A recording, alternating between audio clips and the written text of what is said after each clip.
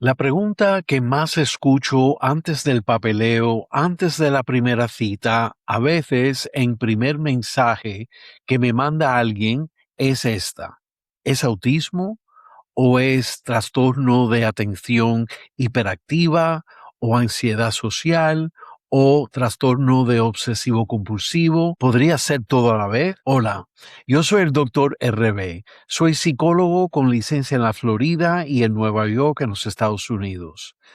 Después de 20 años yo me dedico mucho a las evaluaciones psicológicas y también eso incluye el autismo en adultos. Esa pregunta es una de las más honestas que alguien puede hacer y también es una de las más difíciles en responder bien. Lo que quiero hacer hoy es explicar cómo un clínico piensa realmente en ese diagnóstico diferencial. No es una lista de síntomas, no es un test online o razonamiento clínico real detrás de cómo distinguimos estas condiciones y qué ocurre cuando solopan, que es muy frecuente, porque lo que veo en las redes sociales y lo que digo con todo el respeto para quienes están en medio de este proceso es que la conversación sobre el autismo a menudo pierde la complejidad.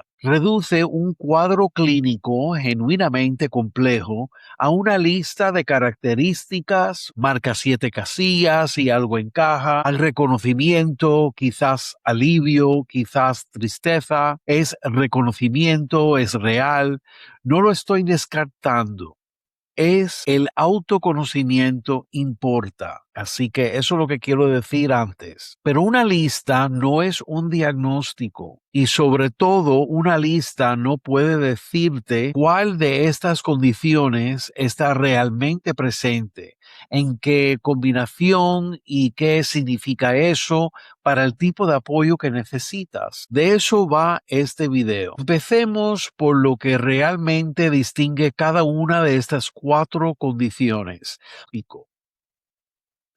El trastorno de espectro autista en esencia gira en torno a 2 cosas. La primera son las diferencias en la comunicación social y la cognición social. No es timidez, no es introversión, es una forma fundamentalmente distinta de procesar la información sobre social a nivel neurológico. La segunda es lo que llamamos conductas restringidas y repetitivas y diferencias sensoriales, patrones, preferencias, rutinas y respuestas sensoriales que son consistentes en distintos entornos y están presentes a lo largo de toda la vida. Ese segundo grupo importa mucho. Cuando la gente piensa en el autismo, suele centrarse en lo social. El trastorno de ansiedad social es una de estas condiciones.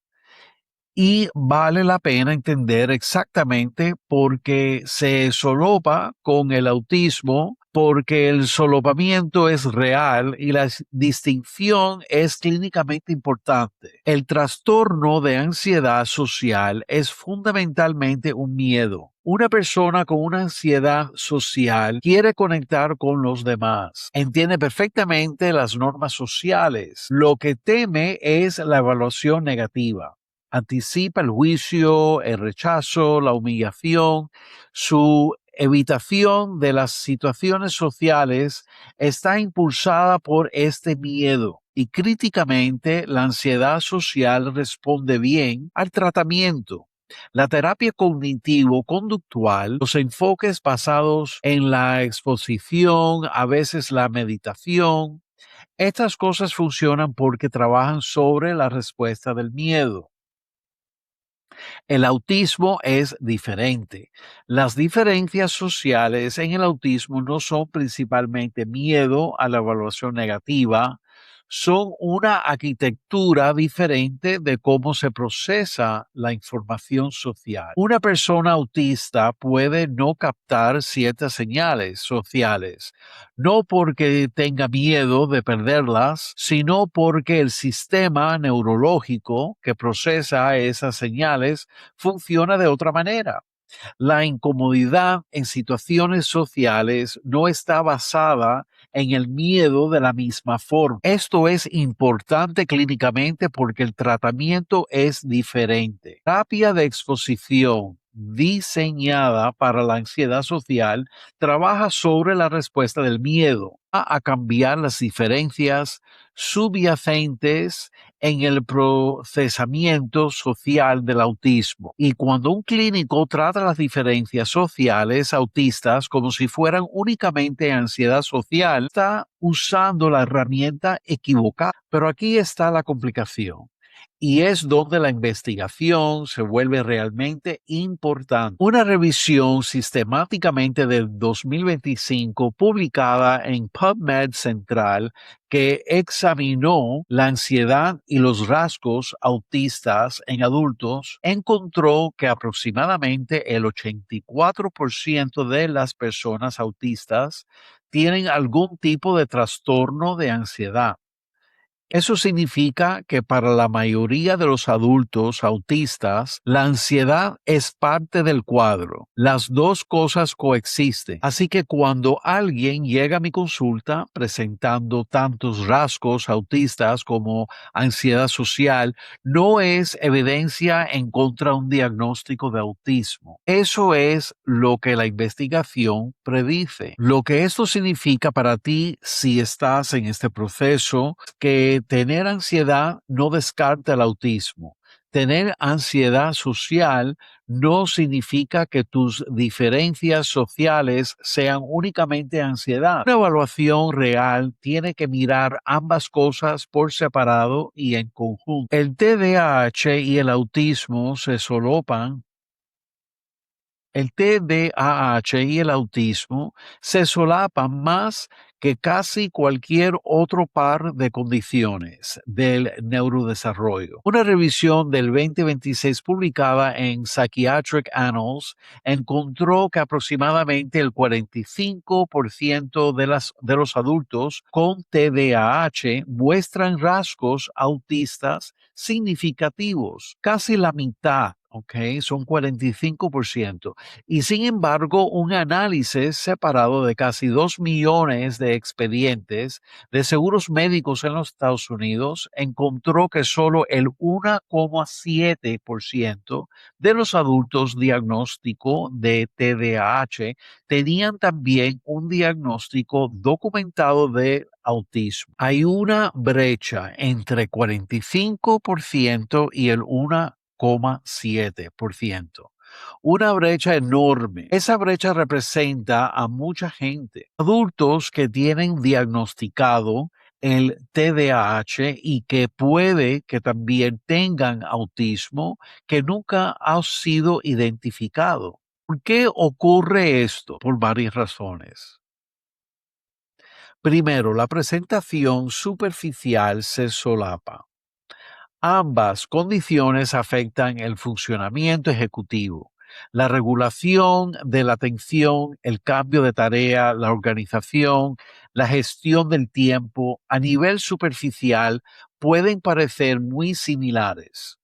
Segundo, la desregulación atencional del autismo puede parecer inatención de TDAH en un adulto que ha desarrollado estrategias compensatorias. Tercero, y esto es crucial, el autismo con frecuencia está enmascarado. El enmascaramiento es el conjunto de estrategias de camuflaje social aprendidas que muchos adultos autísticos desarrollan a lo largo de su vida, especialmente las mujeres, especialmente las personas de comunidades marginadas, ya que tienen que camuflar también otras partes sociales que no tienen que ver con el autismo. Por ejemplo, la comunidad gay o la comunidad trans, otras comunidades marginadas que han aprendido a pasar como una persona que no tiene ciertas cosas.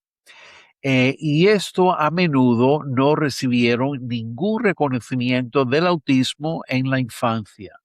Han pasado años observando cómo interactúa la gente, han aprendido a imitar las expectativas sociales lo suficiente como para pasar desapercibidos. Mantienen el contacto visual porque lo han aprendido, no porque les resulta natural. Siguen guiones conversacionales que han memorizado, aparentan una facilidad social que realmente no siente. Un artículo del 2025 en Expert Review of Neurotherapeutics señaló específicamente que diagnosticar el autismo en adultos es especialmente difícil debido al enmascaramiento y a los comportamientos adaptivos. Cuando alguien entra al consultorio de un clínico presentándose como socialmente cómodo, un clínico que no sabe cómo mirar más allá de la presentación superficial va a perder lo que hay debajo. Por eso una historia del desarrollo no es opcional, es esencial. El autismo se presenta desde el desarrollo temprano, más o menos entre 4 y 6 años. La pregunta no es si apareció en la edad adulta,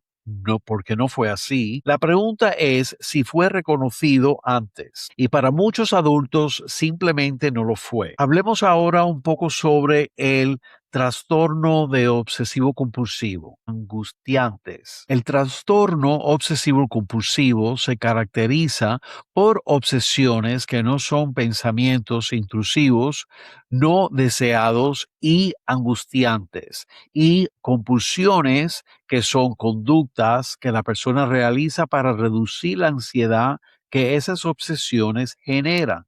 Así que una pregunta que yo siempre hago es, ¿estás haciendo algo para eliminar el pensamiento intrusivo? Que vamos a hablar de eso más. Las obsesiones se sienten ajenas, se sienten como algo que le ocurre a la persona, no como una expresión de quién es. Las compulsiones están impulsadas por la ansiedad, no son placenteras, se experimentan como agotadoras y ego distónicas, que eso quiere decir en un término clínico que significa que se siente ajenas al sentido de uno mismo. La persona piensa que no pertenece, que no es nada que ver con la persona, la personalidad, el carácter de la persona. El autismo también implica conductas repetitivas, pero el autismo, las repetitivas, suelen cumplir una función diferente. A menudo se sienten como una parte natural de quién es la persona. Es una gran diferencia. Pueden ser reguladoras, reconfortantes, incluso placenteras. Un interés específico, por ejemplo, seguido con una intensidad, no es una obsesión, es en el sentido del TOC, no es una obsesión en el sentido del TOC, es una actividad preferida, una rutina específica mantenida porque la previsibilidad es reguladora, no es una compulsión. Es una estrategia de afrontamiento. Así que la pregunta clínica es esta. ¿Esta conducta está impulsada por un pensamiento intrusivo, no deseado, que genera ansiedad? ¿O es un patrón preferido y autorregulador que la persona elige? Ahí eso le va a dar mucha información. Y de nuevo, coexistencia es la regla aquí, no la excepción. El mismo estudio del 2025 publicado en la JCPP Avances encontró que las personas autistas muestran tasas significativamente más altas de ansiedad y síntomas del espectro del TOC en comparación con otros adultos. Autismo y TOC o trastorno de obsesivo compulsivo es completamente posible. Ocurre con frecuencia.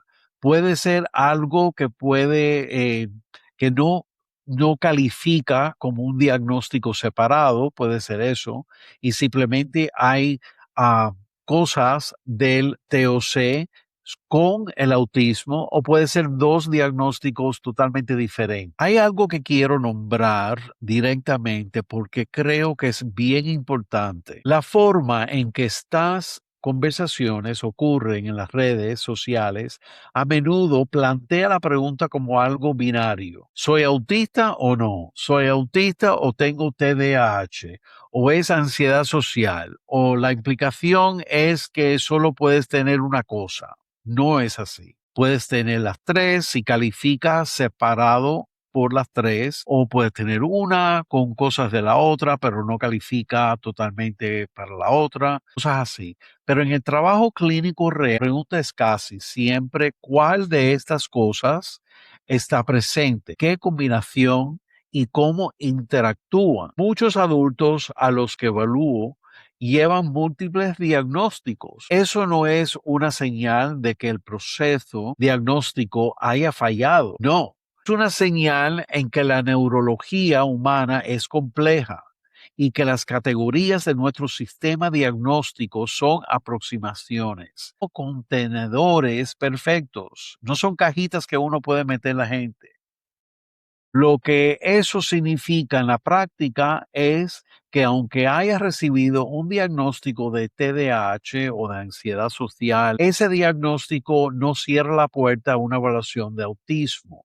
Si algo todavía no encaja, si el apoyo que recibes no funciona como debería, si sigues sintiendo que el mapa no se corresponde con el territorio, tienes todo el derecho a pedir una evaluación más completa. Déjame contarte cómo es realmente una evaluación de autismo en adultos, porque creo que hay mucha confusión al respecto. Una evaluación exhaustiva de autismo en adulto incluye un historial, historia del desarrollo y psiquiátrica completa. Preguntas sobre la infancia, cómo eras de niño o de niña, cómo te relacionabas con los otros niños, la maestra, tenías intereses particulares, seguías con intensidad, cómo manejabas los cambios y las transiciones. ¿Había sensibilidades sensoriales? Estas no son preguntas de relleno. El autismo es una condición del desarrollo y sus características están presentes desde temprano en la vida, aunque nunca se hayan identificado. Una evaluación exhaustiva utiliza instrumentos estandarizados diseñados específicamente para evaluar las características autistas, no un rastreador general de salud mental. Herramientas específicamente calibradas para las características del autismo en adultos que se presentan de forma diferente al autismo de niños. Una evaluación exhaustiva toma el enmascaramiento en serio. No acepta a valor nominal una presentación social pulida. Pregunta cuál es la experiencia interna, no solo cómo se ve la conducta externa. Bien importante. Una evaluación exhaustiva considera las condiciones coexistentes no como alternativas al autismo, sino como parte del cuadro clínico completo. Si has pasado por una evaluación que se sintió rápida, que no preguntó sobre tu infancia, que dependió principalmente de una lista de síntomas, no consideró la posibilidad de que hubiera más de una cosa ocurriendo, tienes derecho a pedir más. Tienes derecho a buscar una segunda evaluación. Es tu neurología.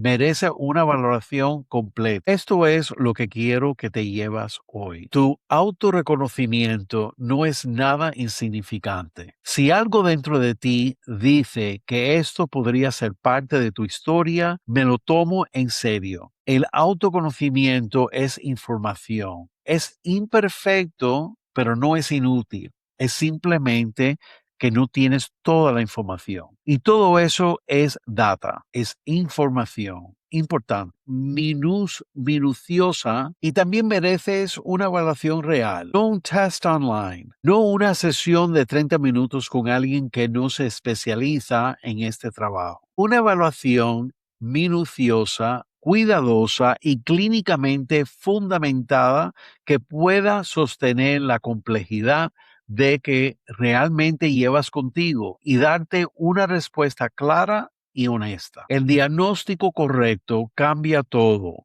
cambia cómo te entiendes a ti mismo y cómo accedes al apoyo. Los ajustes que ayudan al autismo son diferentes a los ajustes que ayudan solo al TDAH. La terapia que ayuda a la ansiedad social es diferente del apoyo que ayuda a una persona autista a navegar un mundo que no fue diseñado con su neurología en mente. La autocomprensión que viene de un diagnóstico preciso te da un mapa diferente para tu propia vida interior. ¿No quieres ese mapa? Te lo mereces. De nuevo, yo soy doctor RB, yo trabajo con adultos para evaluaciones de todos tipos. De nuevo, soy licenciado en la Florida y en Nueva York y trabajo en muchos estados alrededor de los Estados Unidos. Para encontrarme, puedes buscar el enlace debajo si tienes alguna pregunta. Voy a también leer los comentarios abajo. En cuenta del mundial, por eso yo he hecho este video, porque en cuenta del mundial que hemos visto, ha salido jugadores, especialmente uno, y voy a decir el nombre mal, así que no lo quiero decir, pero uno que tiene un hijo autista. Entonces, hay muchas personas que no entienden lo que es eso. Hay muchas personas que sufren de los padres, cómo funciona en lo que hemos hablado, los diferentes síntomas que tiene el criterio de autismo. Así que yo no quiero que las personas sufren, porque estos son niños y también adultos, porque yo evalúo mayormente adultos. Adultos que tienen muchos dones, dones que no lo tienen los demás por no tener este cuadro diagnóstico. Y como yo siempre le digo a mis clientes, la única manera que uno tiene un cuadro clínico, un cuadro diagnóstico, porque es los síntomas le están impidiendo en su vida día a día, si no en una manera significante, claro. Y si no tienen eso, no califican por una diagnosis. Así que vamos a tratar de enfocarnos en cómo la persona se puede ajustar a una sociedad que no entiende este tipo de cuadro clínico. Así que muchas gracias y espero leer los comentarios y hasta pronto. Este es el doctor RB. Su camino es sagrado y siempre buscando cómo evolucionar para ir al próximo nivel, que estamos todos aquí para aprender y evolucionar. Muchas gracias, doctor RB.